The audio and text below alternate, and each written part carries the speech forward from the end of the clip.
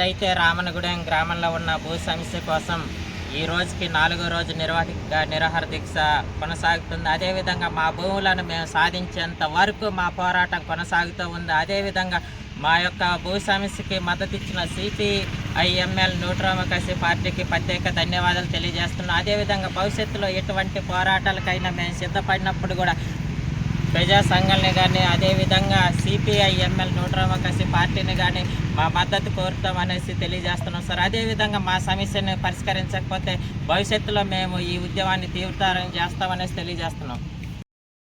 గ్రామ ప్రజలు ఇప్పటికీ 4 రోజుల నుంచి ఇక్కడ దీక్ష చేస్తున్నారు. ఆ ఊళ్ళో ఉండేటువంటి ఒక భూములు అవుతున్నాయో వాళ్ళ పట్టా భూములు, ఆ పట్టా భూముల్ని ఫారెస్ట్ వాళ్ళు అక్రమంగా దురాక్రమంగా చట్టవిరుద్ధంగా ఆక్రమించుకొని అనుభవిస్తున్నారు. ఇక్కడ రెవెన్యూ వాళ్ళు ఫారెస్ట్ వాళ్ళు రీసర్వే చేసి ఆ సర్వేలో ఇవి ఆ గ్రామస్తులే ఆదివాసులే భూములని తేల్చడం అనేటువంటి జరిగింది.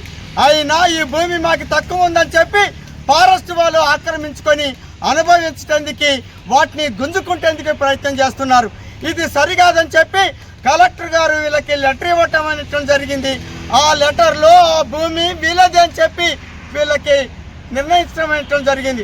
అయినా ఫారెస్ట్ వాళ్ళు దాన్ని ఆ కలెక్టర్ గారు ఇచ్చిన ఆదేశాలని కూడా ధిక్కరిస్తూ వాటన్నిటిని వ్యతిరేకిస్తూ బలవంతంగా దురాక్రమంగా ఈ భూమిని ఆక్రమిస్తున్నారు. ఇప్పటికైనా ఈ సమస్యని కలెక్టర్ గారు జోక్యం చేసుకొని 2 రోజులలో ఈ సమస్యని పరిష్కరించమని చెప్పి CPIML న్యూడెమోక్రసీగా డిమాండ్ చేస్తున్నాం. అలాంటి పరిష్కారం చేయకుండా ఇట్లాంటి శాసివేత ధోరణిని కొనసాగిస్తే మాత్రం ప్రజా ఉద్యమాన్ని తీవ్రతరం చేస్తాం. ఆ తర్వాత జరిగేటువంటి పోరాటాలు ఉద్యమాలు ఏవైతే ఉంటాయో తీవ్రతరం అవుతాయి. ఆ తర్వాత ఈ ప్రభుత్వమే దీనికి బాధ్యత వహించాల్సి వస్తుందని చెప్పి స్పష్టపరుస్తున్నాం. ప్రభుత్వాన్ని పాలకుల్ని హెచ్చరిస్తున్నాం.